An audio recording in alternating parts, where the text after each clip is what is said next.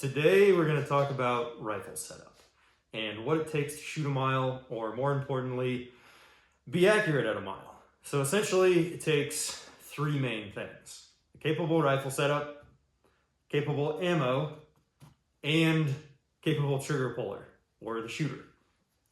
So what constitutes a capable rifle? Capable rifle to me is any rifle that consistently shoots sub-MOA at 100 yards, 500 yards, 1,000 yards, anything out to distance that's sub-MOA. And that measurement also scales with distance. So for example, sub-MOA at 100 yards is essentially a 1-inch circle. Sub-MOA at 500 yards is less than a 5-inch circle. Sub-MOA at 1,000 yards is less than a 10-inch circle, and so on.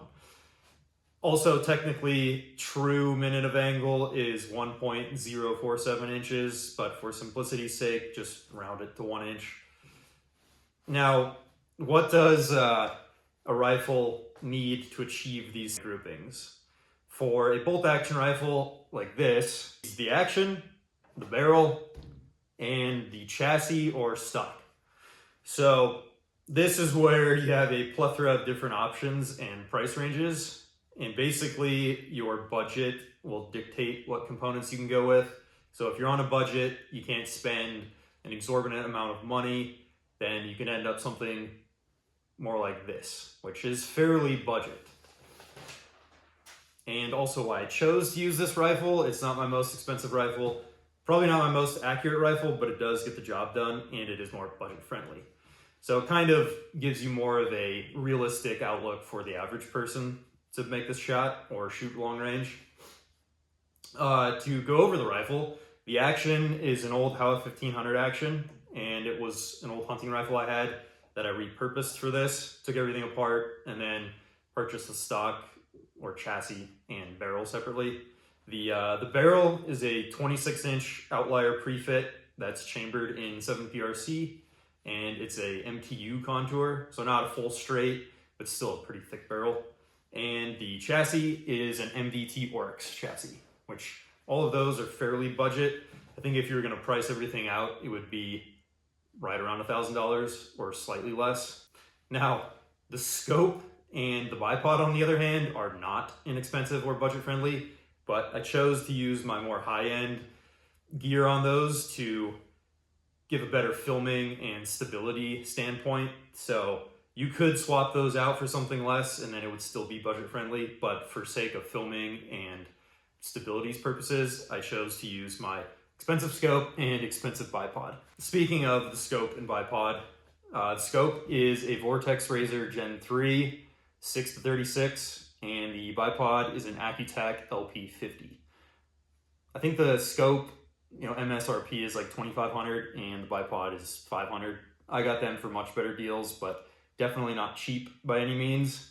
Now I could substitute my Arkin scope and an Atlas bipod, and then you're still, right around the $1,700 range for everything, which is, I would consider, very budget friendly still. So this rifle setup, paired with capable ammo, which is ammo that I have loaded, has produced sub-MOA 5-shot groups at 100 yards, 500 yards, and as you saw in the previous video, got impacts on the 8-inch plate out at a mile, which this is that 8-inch plate. So pretty small. You can see that main impact was just a little bit low left of center, and then the other impact was on this ear. But an 8-inch target at a mile is extremely small, actually sub half MOA. And to give a little bit of a reference, my hand compared to it, it's basically the same size. Or helmet or head compared to it, also basically the same size. All right, on to number 2, capable ammo. What is capable ammo? Again, capable ammo would be something that can produce sub-MOA groups at 100 yards and maintain that accuracy out to further distances, 500 yards, 1,000 yards, so on. So there's 2 ways to go about finding that ammo that you're going to use. Factory ammo, which is something that you go and purchase from the store. You don't really have a whole lot of options of modifying it or tailoring it to your rifle.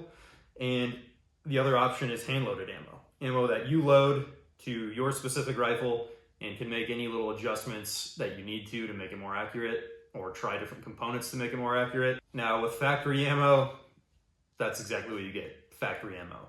What you buy is what you get. If your rifle doesn't shoot it well, then it's not going to shoot it well.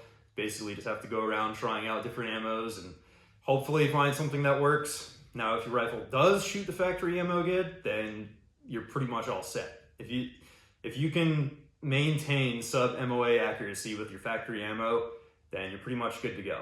Buy that ammo, go practice, and have fun. Unfortunately, factory ammo, even the match stuff, isn't always super accurate, or a rifle might not like it. So you could be chasing your tail with trying to find a factory ammo that your rifle likes. My experience with factory ammo is that it's okay, but it still has, a larger extreme spread or standard deviation, which further down a distance is going to be exacerbated. So that is why I prefer to do hand-loaded ammo for everything. And it is more time-consuming and tedious, but you can tailor it to your specific rifle and make it essentially as accurate as the rifle will allow you to shoot. Let's take my 7 PRC load, this load here, for example.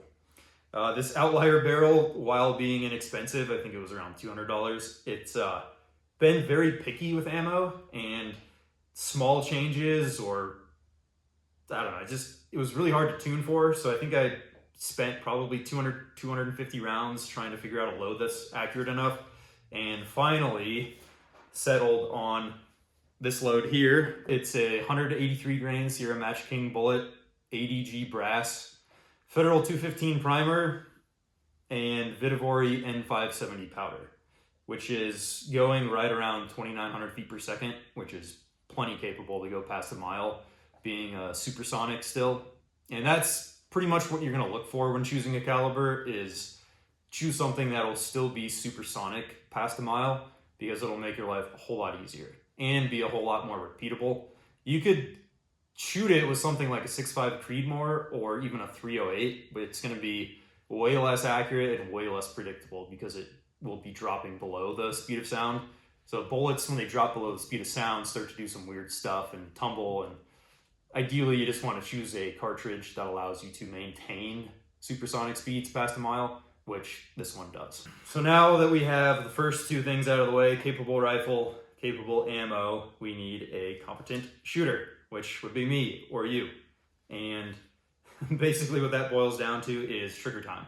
Time behind the rifle, getting comfortable with it, practicing, the fundamentals, breathing, trying not to be shaky, just getting a consistent feel behind the rifle.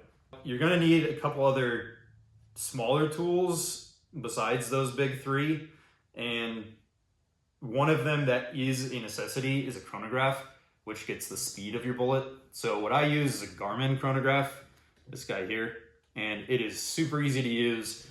It's a little more expensive, so if you wanted to use something like a Caldwell ballistics chronograph that you shoot over, those work fine as well. That's what I used for the longest time, but need something to get your speed of your bullet, because that's one of the parameters you use to get your calculation. To get your calculation, you need something to punch into the calculator. So you're going to punch in your speed, your ballistic coefficient of your bullet, your environmentals, and something to do that and give you your adjustment would be a Kestrel, like this guy.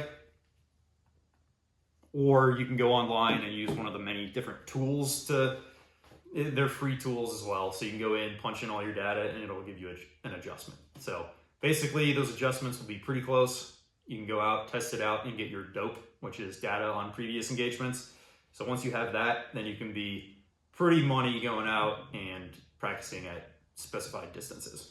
One last piece of optional gear, I would say, is a suppressor, such as this guy.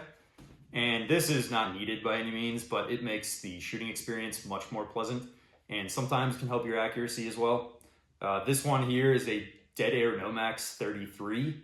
It is by no means a small suppressor, but it does an extremely good job of taming recoil and making the sonic boom much less. So I don't know if I would consider it 100% hearing safe on all calibers, but it is pretty hearing safe. Just do that at your own risk. Two last things I forgot to go over. So you're gonna need a shooting bag to help you be stable.